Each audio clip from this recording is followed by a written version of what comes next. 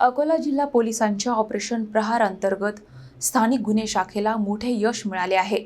जबरी चोरीच्या गुन्ह्याचा तपास करताना पोलिसांनी 3 आरोपींना ताब्यात घेत 2 देशी कट्टे आणि जिवंत काडतुसे जप्त केले आहेत। अकोला जिल्ह्यात गुन्हेगारीवर आळा घालण्यासाठी सुरू करण्यात आलेल्या ऑपरेशन प्रहार अंतर्गत स्थानिक गुन्हे शाखेने मोठी कारवाई केली आहे। पोलीस अधीक्षक अर्चिक चांडक यांच्या मार्गदर्शनाखाली पथक शहरातील जबरी चोरीच्या गुन्ह्यातील आरोपींचा शोध घेत होते। तपासादरम्यान काही दिवसांपूर्वी पातूर रोडवर ट्रक चालकाला मारहाण करून लुटणाऱ्या आरोपींबाबत गुप्त माहिती प्राप्त झाली। त्यानुसार मालवाड ते हातरुण मार्गावर सापळा रचून अतिश विष्णू सूर्यवंशी आणि अभिषेक बबन डोंगरे यांना ताब्यात घेण्यात आले। झडतीदरम्यान अभिषेक डोंगरे याच्याकडून एक देशी कट्टा आणि एक जिवंत काडतूस जप्त करण्यात आले।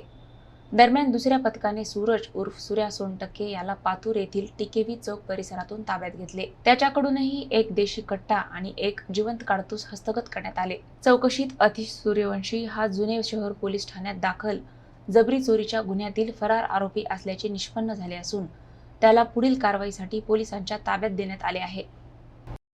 त्याच्यामध्ये आता चांगली आज कारवाई झाली, ज्याच्यामध्ये 2 आरोपी भेटलेले आहे आणि 2 पिस्टल सुद्धा रिकवर झाली, 2 जिवंत काडतूस रिकवर झाले। ते मुख्य सूत्रधार आहे, तो नांदेडवरून इथे आला होता। इथे जबरी चोरी करण्याचा त्याचा कट त्यांनी रचला होता आणि याच्यामध्ये जो सूरज सोनटक्के आहे आणि अभिषेक डोंगरे आहे, हे 2 आरोपी आज अटक केलेले आहे। तसेच आता इन्व्हेस्टिगेशन मध्ये यांनी कुठून हे पिस्टल आणलेली आहे, प्रायमा फेसी यांनी मध्य प्रदेशमधून खरगोन जिल्ह्यामधून हे पिस्टल आणलेली आहे। तर कुठून आणलेली आहे, कोणाकडून आणलेली आहे याचा तपास आम्ही करणार आहोत। तसेच हे कोणाला इथे विकणार होते, अजून काय करणार होते याचा पूर्ण आम्ही याच्यामध्ये तपासमध्ये घेणार आहोत। यांचा जे क्राईम रेकॉर्ड 392 355 असे 2-3 यांनी मोठे मोठे गुन्हे हे दोघांनी केलेले आहे। तसेच यांची मानसिकता अजून गुन्हेगारीची होती, तर हे याचं हे कारवाईनंतर 100% याच्यावर गुन्हेगारावर आळा बसणार आहे।